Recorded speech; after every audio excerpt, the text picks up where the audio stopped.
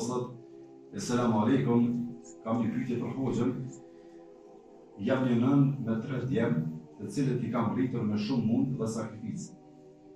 Elhamdulillah kanë qenë djemë shumë të mirë po tani djali i madh është 16 vjeç dhe kërkon të hap Snapchat, TikTok edhe shumë rrjete të tjera sociale.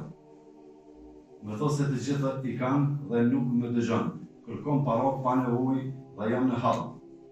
Dua të di mendimin e hoxhës, gjithashtu do të doja ndonjë këshill se si të veproj, sepse rri shumë natën deri vonë, ndonjëherë deri në orën 12 apo edhe më vonë, harrova të përmend që fal namaz, por nuk e di pse rri aq vonë dhe nuk tregon se ku është Allahu i shpërblet. Aleikum assalam wa rahmatullahi wa barakatuh. Çështja e parë është fëmijët sa më pak me pas qasje në platforma të kota edhe të harameve.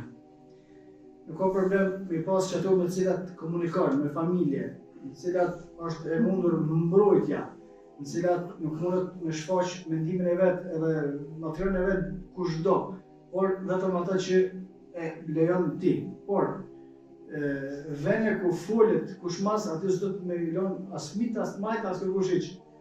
Ka fjalë të libudove, aty s'do me një. Ku ka kontroll edhe që vinë për komunikim, nuk ka problem. Pastaj, kur t'i bën fëmija 16 vjet në ata arena, duhet pak me pas një farë kujdesi se më nuk është bashkë i vogël, sikur që e mendoj shpeshherë prind, sikur me pas 3 vjet ose 4 vjet. Atina duhet me shkuar t'u i dhon ka pak përgjegjësi, po t'u kallëzu kujdes për me rujt. Fëmijën mas pari duhet me bindë se prindi është t'u munu për të mirën e tina, jo që po munohet me nëna ato për të mirave, po me rujt për të këshijave që i vinë. Parat pa nevojë gjithashtu janë zarar, për shkak se në argumente të shumta, parat e devijojnë njeriu nga rruga e drejtë. Parat nuk duhet me dhënë vetëm se ajo që dihet ku shkon, po i duhet që kaq, mirë, nëse janë ku shkojnë.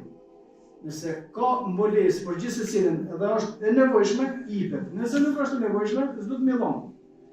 Më në natën fëmia 16 vjet deri në natës kjo nuk është në rregull. Mia nuk më në deri në natës. As majt normal nuk duhet, përveç kur kush është në zonë me punë ose me adhurim, me ibadete. Ky nëse i fal të zvokë edhe alhamdulillah që i fal, duhet me ngue prindin e vet. Këtë rast nënën e vet. Për shkak se nëna nuk e mëson për keq, po mëson për mirë.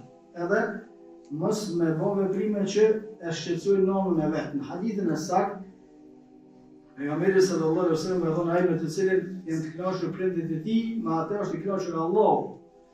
Ai me të cilin nuk janë të kënaqur prindit e tij, gjithmonë do fol për prind musliman të arsyeshëm, të logjikshëm të gjitha, me atë nuk është i kënaqur as Allahu. Për atë duhet me mundue ky djali me respektuar me ndëgjuar nënën, mos më net volë, mos me bë platforma në cilat kanë qosë të linjerit, por platformat kufizume, nëna me pas kujdes me edukue drejt, mos me ngarkue, mos me pas mbikëqyrje tepër, pasi të rritet pak se nuk duhet çaq tepër me mbikëqyrje.